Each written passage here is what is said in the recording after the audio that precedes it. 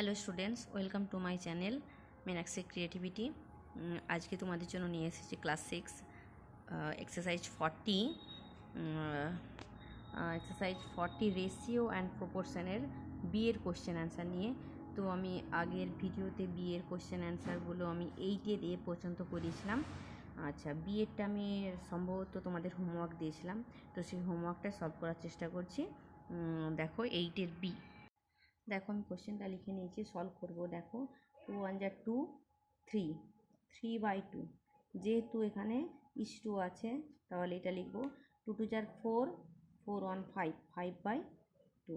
কমা আছে, তারপর একই আছে 5/2, 3 2 যা 6, 1 7, 7/2, কমা 2/5। এবারে আমি ক্যালকুলেশনে আসি।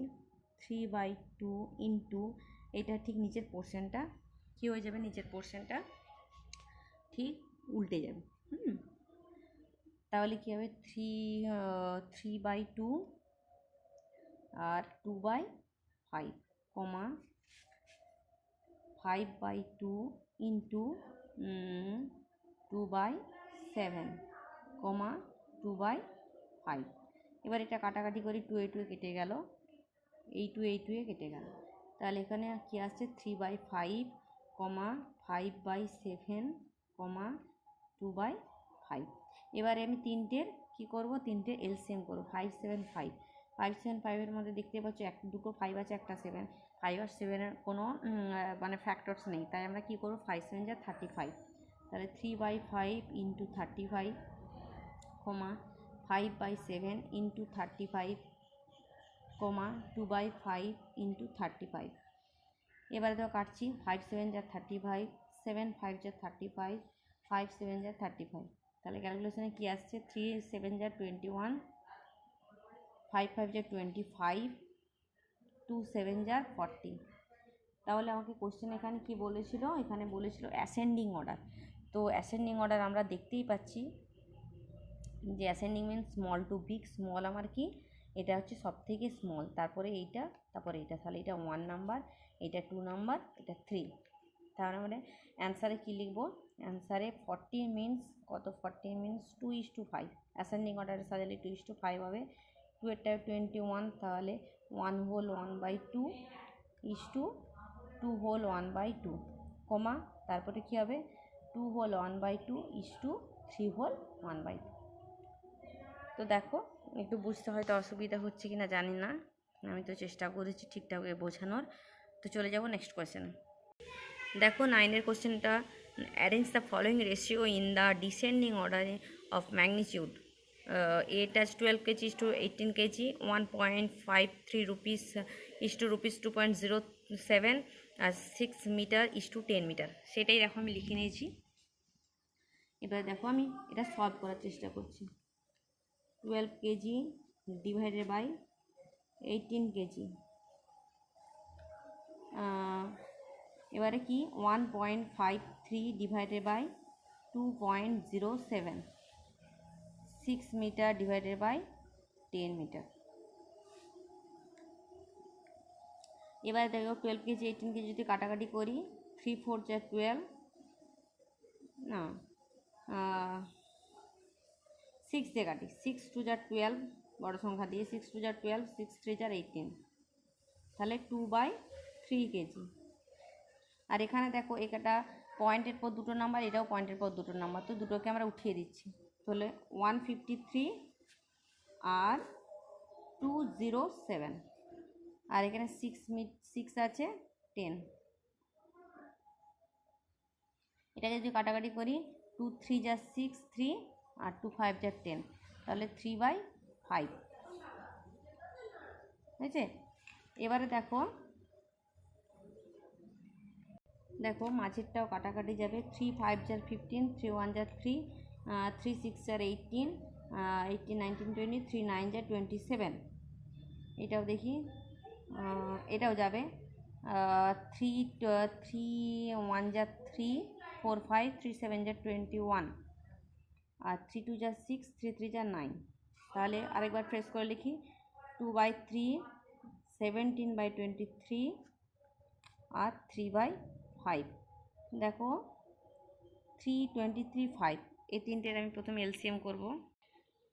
আগে এগুলো এলসিএম করি। দেখো এলসিএম তো হলো না, তাই আমি মাল্টিপ্লিকেশান করেছি, বেরিয়েছে 345। তাহলে 2/3 ইন্টু 345 7/23 ইন্টু 345 3/5 ইন্টু 345। এবারে কাটাকাটি করি। 3 1 যা 3, 3 1 যা 3, 4 3 5 যা 15, আর এটা 23, 15 যার, আর এটা 5 5 6 যার 5 6 যা 30, 30 30 31 32 33 34 45, 5 9 যার 45। তাহলে আমার আসছে কত? 2 5 যার 10, 2 1 যার 2 3, 2 1 যার 2, 17 আর 15। এটা আমি মাল্টিপ্লিকেশান করে দেখি। দেখো আমি ক্যালকুলেশান করেছি।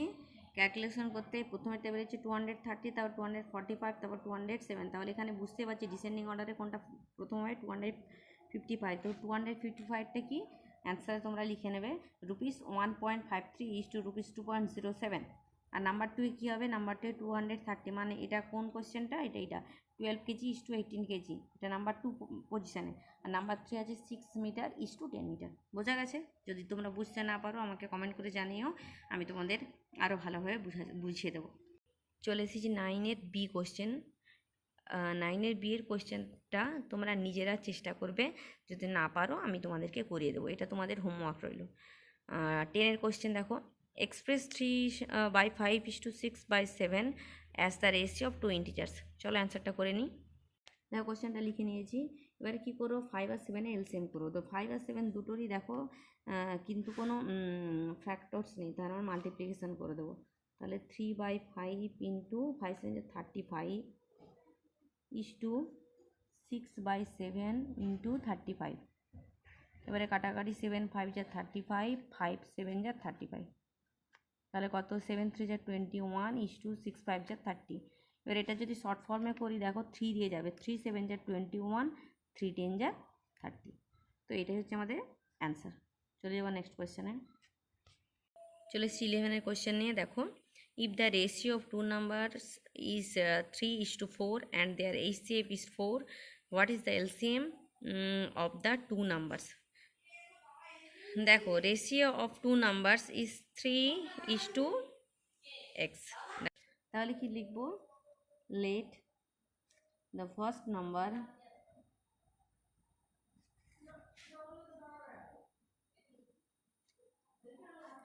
ইজ কত? 3:4, মানে প্রথমেরটা হবে 3x and second number is 4x। বোঝা গেছে? এবারে লিখি দ্য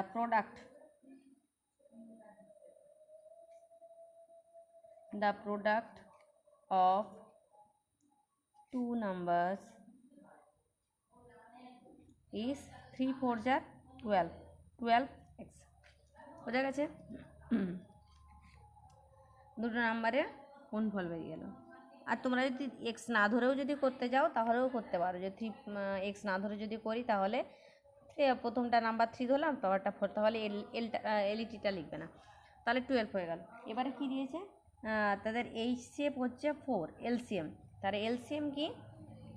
এলসিএম মিনস হচ্ছে HCF দেওয়া আছে, তাহলে HCF ইন্টু প্রোডাক্ট। তোমরা দেখতে পাচ্ছ কি না জানি না, ঠিকঠাক দেখতে পাচ্ছ তো? আসলে আমি বাড়িতে নেই, একটু অন্য জায়গায় আছি, সেখান থেকেই আমি এই ভিডিওটা করছি। দেখো, HCF ইন্টু প্রোডাক্ট, তাহলে HCF আমার কত আছে বলে দিয়েছে 4, আর প্রোডাক্ট বেরিয়েছে 12। তো 12 4 4 কত? 48। এটা হলো আমাদের কি অ্যান্সার। বোঝা গেছে? চলে আসছি পরের কোশ্চেনে। দেখো 12-এর question. The ratio of the age of Sumita and Nomita is 6:5. If the age of Sumita be 18 years, find the age of Nomita. দেখো, এই সুমিতার বয়সটা দেওয়া আছে কিন্তু নমিতার বয়সটা দেওয়া নেই। তাহলে কি লিখব? Let the age of Namita is কত হচ্ছে এক্স। বোঝা গেছে? তাহলে এখানে কি বলেছে, সুমিতার এজ দেওয়া আছে, তাই তো? তাহলে আমি লিখব সুমিতা ইজ টু নমিতা কত 6:5। সুমিতার এজ কত বলে দিচ্ছি 18 ইজ টু নমিতা এক্স, তাহলে 6/5, তাহলে 18/x নট ইকুয়ালস 6/5। তাহলে কোনাকুনি যদি গুণ করি কত হবে 6x ইজ টু 18 ইন্টু 5। এবার x is equal to 18 into 5 divide by 6। এবার যদি কাটি 2 3 যা 6, 2 9 যা 18, 3 3 যা 9, তাহলে 15। তাহলে অ্যান্সারে কি লিখব, the age of Namita is 15 years. আজকের মতো ভিডিওটি এই পর্যন্তই। যদি ভালো লাগে তো আমার চ্যানেলটিকে লাইক শেয়ার সাবস্ক্রাইব করতে ভুলো না, আর অবশ্যই শেয়ার করবে। আর যদি কোনো অসুবিধা থাকে কমেন্ট করে জানিও। Tata, bye bye.